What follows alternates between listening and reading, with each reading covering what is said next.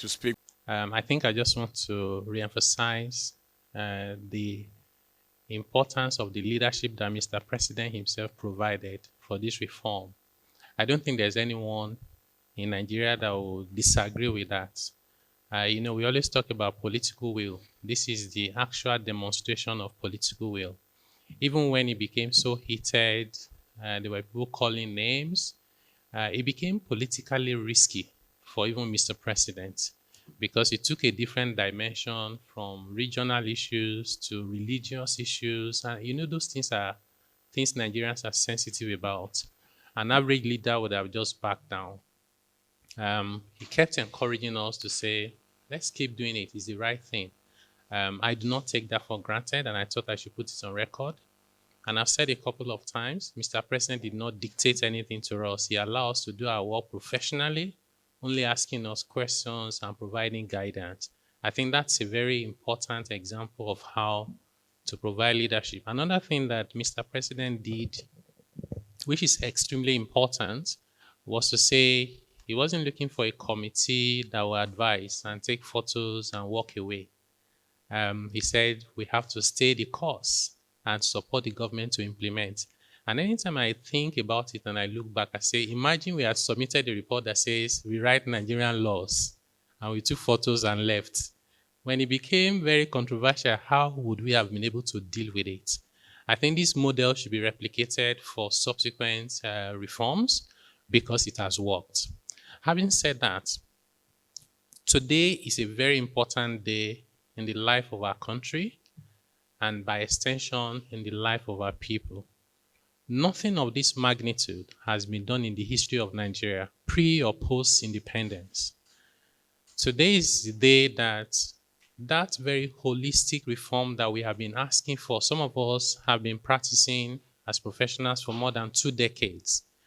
And we seem to be speaking to ourselves or nobody was listening. It became very frustrating. We see the potential of the country and what was possible, but we're being held down by old laws, by laws that were anti-businesses, that were counterproductive all over the place. And having the courage to bring all of it together and put that reform through at this time is truly, truly commendable. And I'd like to say congratulations to all Nigerians. Now, these reforms are not about raising more taxes. I think people get it wrong. A lot of people, including analysts and commentators, will say, oh, where are they going to get the more taxes from? Nigerians are poor. This is exactly trying to relieve people of the burden of taxes. These tax laws, they are now laws, are pro-poor in particular. More than 1/3 of workers in both the private and public sector will now be exempted completely from PAYE. They will not have to pay personal income tax.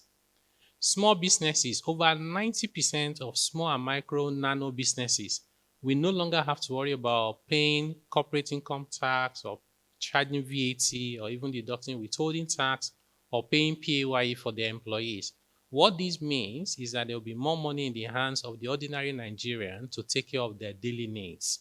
In addition to that, these laws also provide what we call zero rate of VAT on essential consumption. What does it mean? It means any traces of VAT in food, in education, in medical and health care is now removed completely. So we should see prices of those items come down. In addition to that, transportation, accommodation and housing is exempt from VAT. Our analysis, which was very clear, is that these items collectively account for more than 80% of where Nigerians spend their money. That's a huge relief for them. We also have provisions in those laws to help us improve efficiency. Efficiency in how we collect taxes and also efficiency in the transparency of reporting the taxes we collect, which we expect should then be linked to how those taxes are utilized for the purpose of the people. This is really revisiting the social contract between the government and the people. In addition to that, these laws will promote Nigeria in terms of competitiveness. It's harmonizing the taxes that companies have to pay, reducing the burden of those taxes, and removing distortionary tax waivers and incentives. Because what has been happening is that if you are a very honest person doing your legitimate business and you don't know anyone, you will struggle because your colleague or your competitor who is well connected gets all manners of waivers that you don't have access to. That has been taken care of.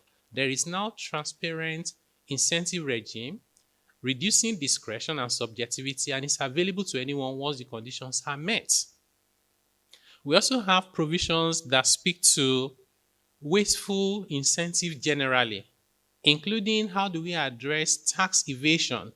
This is another very important point.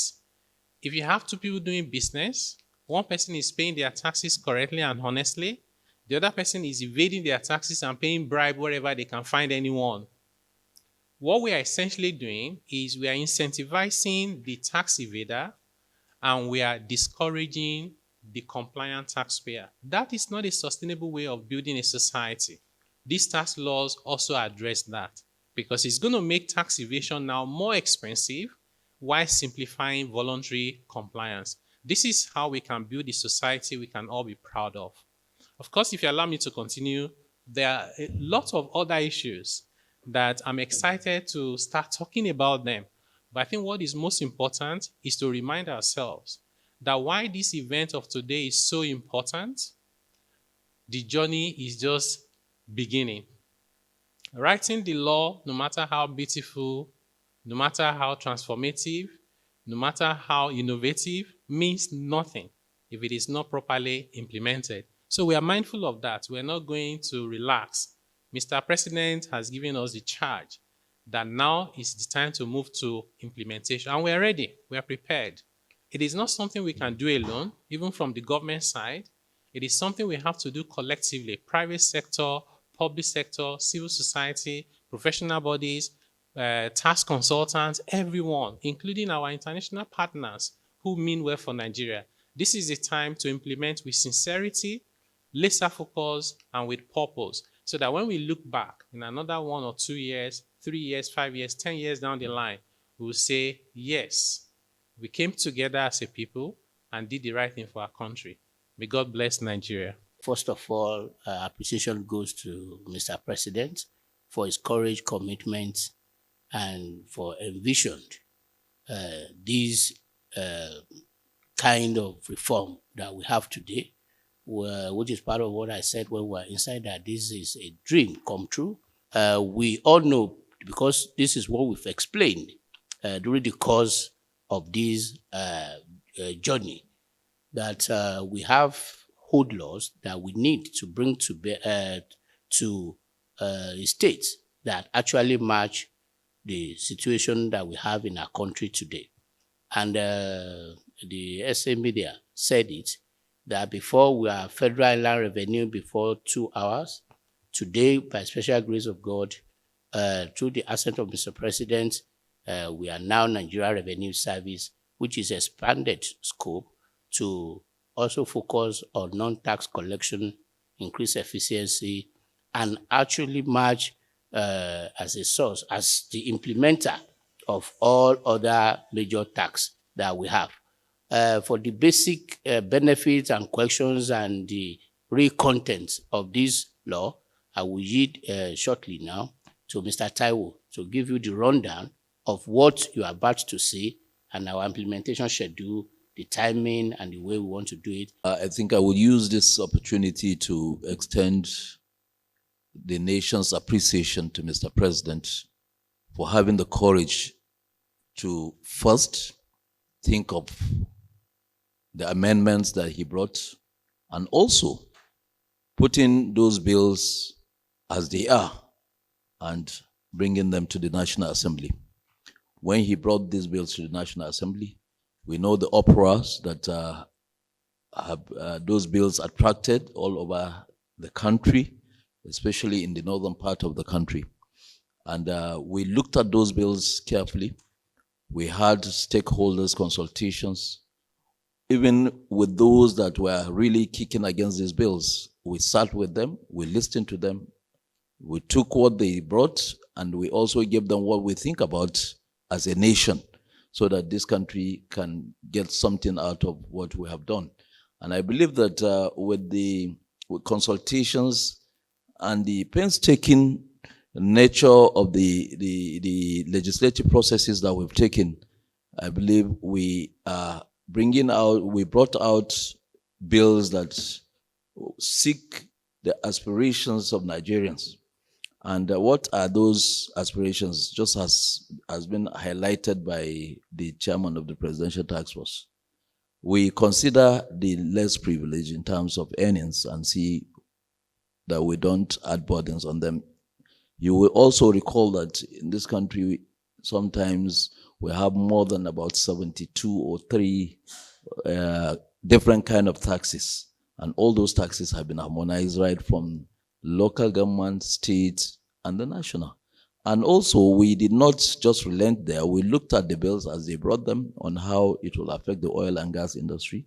We also look at how the export processing zones operate, especially where it will add comparative advantage to our local industrialists. So I think it's good for all Nigerians to look at what we have presented. And laws are not static. Laws continuously are made to be amended, just as nature, as we are, we change every day. So also, whenever there is need for us to do any amendment to those bills, for the good interest of this country, I'm sure the National Assembly will do that.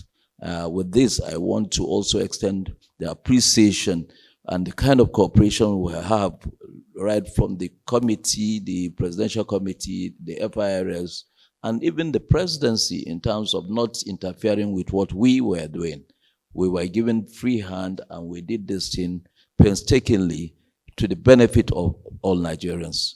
And over time with the implementation, we will continue to do our constitutional role of oversighting the agencies to see that they are doing the right thing. And anywhere we also find out that the laws or the laws that have been signed have any defects, we are there to make an amendment. Judgment of the press. First, we can't thank Mr. President enough. I also want to join appreciating him for taking some of these bold decisions. Recollect that since he took over, he has taken 2 bold decisions. One, removal of subsidy, and this tax reform. When the tax reform was brought in the House, it was like a mission impossible. And but we thank God with the cooperation of all Nigerians, including the governors. And of course, particularly from the House of Rep, I want to express appreciation to Mr. Speaker for allowing us to take our time to do the needful. I think that when the subsidy was removed, the Nigerians who felt the pain, we also realized that the subnationals, the states and the local governments, are now getting triple of what they used to get. I want to also say boldly that with this tax reform, which has no bearing with increase in taxes, it's just covering more loopholes and taxpayers. And then, of course, giving Nigerian Revenue Service, the capacity to use software, ICT, and all, so that all of us will be in the tax net, majority of us, rather than so that we can have our GDP to tax to be higher than what it is now.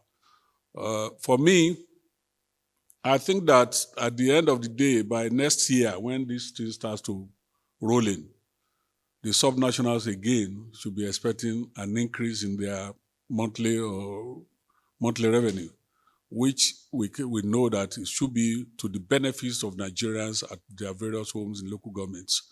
All we can say is to say thank Nigerians, especially the media, for also giving us the coverage that it deserved during this process that we went through. It took us over 10 months to get to where we are, and I'm sure Nigerians will be better for it. I think I just want to reemphasize the importance of the leadership that Mr. President himself provided for this reform. I don't think there's anyone in Nigeria that will disagree with that. We always talk about political will. This is the actual demonstration of political will. Even when it became so heated, there were people calling names, it became politically risky for even Mr. President because it took a different dimension from regional issues to religious issues. And those things are things Nigerians are sensitive about. An average leader would have just backed down. He kept encouraging us to say, let's keep doing it. It's the right thing. I do not take that for granted, and I thought I should put it on record. And I've said a couple of times, Mr. President did not dictate anything to us. He allowed us to do our work professionally, only asking us questions and providing guidance. I think that's a very important example of how to provide leadership. Another thing that Mr. President did, which is extremely important, was to say he wasn't looking for a committee that will advise and take photos and walk away. He said we have to stay the course and support the government to implement. And anytime I think about it and I look back, I say, imagine we had submitted a report that says we write Nigerian laws and we took photos and left. When it became very controversial, how would we have been able to deal with it? I think this model should be replicated for subsequent reforms because it has worked. Having said that, today is a very important day in the life of our country and by extension in the life of our people. Nothing of this magnitude has been done in the history of Nigeria, pre or post independence. Today is the day that very holistic reform that we have been asking for, some of us have been practicing as professionals for more than 2 decades. And we seem to be speaking to ourselves or nobody was listening. It became very frustrating. We see the potential of the country and what was possible, but we're being held down by old laws, by laws that were anti-businesses, that were counterproductive all over the place. And having the courage to bring all of it together and put that reform through at this time is truly, truly commendable. And I'd like to say congratulations to all Nigerians. Now, these reforms are not about raising more taxes. I think people get it wrong. A lot of people, including analysts and commentators, will say, oh, where are they going to get the more taxes from? Nigerians are poor. This is exactly trying to relieve people of the burden of taxes. These tax laws, they are now laws, are pro-poor in particular. More than 1/3 of workers in both the private and public sector will now be exempted completely from PAYE. They will not have to pay personal income tax. Small businesses, over 90% of small and micro nano businesses will no longer have to worry about paying corporate income tax or charging VAT or even deducting withholding tax or paying PAYE for their employees. What this means is that there will be more money in the hands of the ordinary Nigerian to take care of their daily needs. In addition to that, these laws also provide what we call zero rate of VAT on essential consumption. What does it mean? It means any traces of VAT in food, in education, in medical and health care is now removed completely. So we should see prices of those items come down. In addition to that, transportation, accommodation and housing is exempt from VAT. Our analysis, which was very clear, is that these items collectively account for more than 80% of where Nigerians spend their money. That's a huge relief for them. We also have provisions in those laws to help us improve efficiency. Efficiency in how we collect taxes and also efficiency in the transparency of reporting the taxes we collect, which we expect should then be linked to how those taxes are utilized for the purpose of the people. This is really revisiting the social contract between the government and the people. In addition to that, these laws will promote Nigeria in terms of competitiveness. It's harmonizing the taxes that companies have to pay, reducing the burden of those taxes, and removing distortionary tax waivers and incentives. Because what has been happening is that if you are a very honest person doing your legitimate business and you don't know anyone, you will struggle.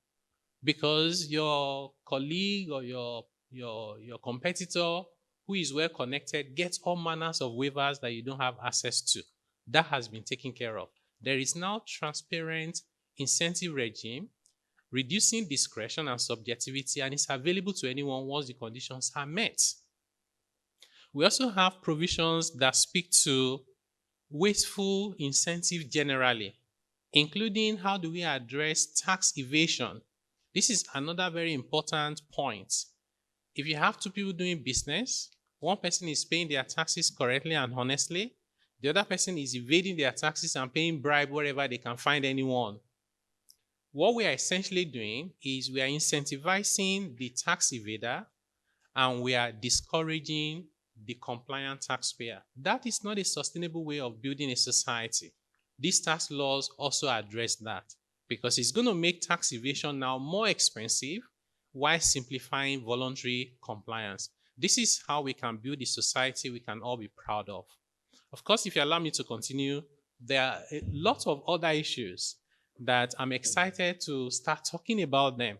But I think what is most important is to remind ourselves that why this event of today is so important, the journey is just beginning.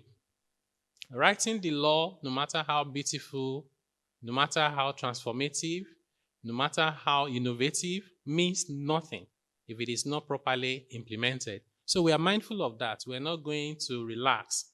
Mr. President has given us the charge that now is the time to move to implementation. And we are ready. We are prepared.